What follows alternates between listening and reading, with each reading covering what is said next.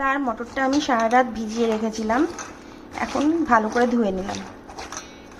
এরপরে আমি এটাকে সেদ্ধ বসিয়ে দেবো। আমি এখানে ছোলা মটরটা নিয়ে নিয়েছি প্রেসার কুকারে। এর মধ্যে আমি দিয়ে দেবো সামান্য তেল,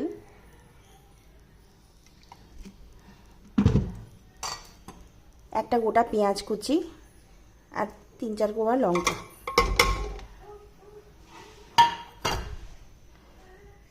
এর মধ্যে একটু নুন আর হলুদ দিয়ে দেবো। হলুদ নিয়ে নিয়েছি আর 1 চামচ নুন নিয়ে নেব।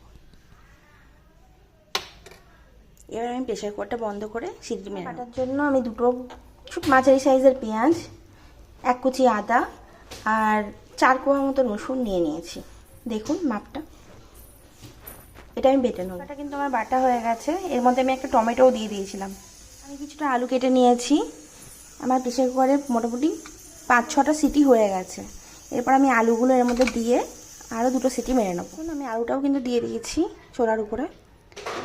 এবার আমি আবার 2টো সিটি মেরে নেব। কড়াই আমি একটু তেল গরম করে নিয়েছি, তার মধ্যে তেজপাতা, জিরে আর শুকনো লঙ্কা দিয়ে দেবো। ফোড়নটা একটু হয়ে এলে ওর মধ্যে বাটা মশলাটা দিয়ে দেবো আমি। এরপর আমি এর মধ্যে মশলাটা দিয়ে দেবো।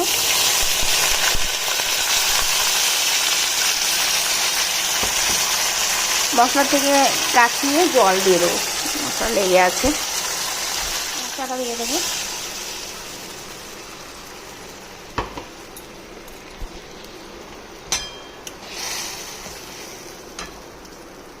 এবারের মধ্যে দিয়ে দেবো সামান্য হলুদ,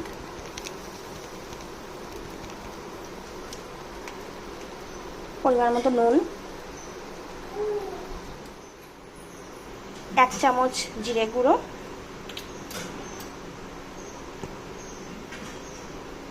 1 চামচ লঙ্কা গুঁড়ো,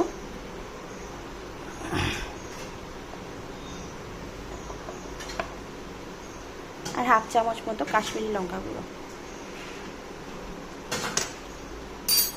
এবার আমি এটা হতে দেবো কিছুক্ষণ। আমি এই মশলাটা দিয়ে দেবো সামান্য চিনি,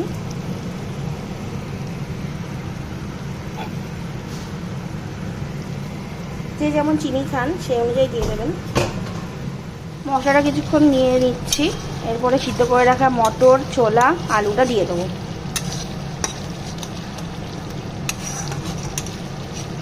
মশলাটা তেল ছাড়তে শুরু করে দিয়েছে, আর একটু হলেই দিয়ে দেবো।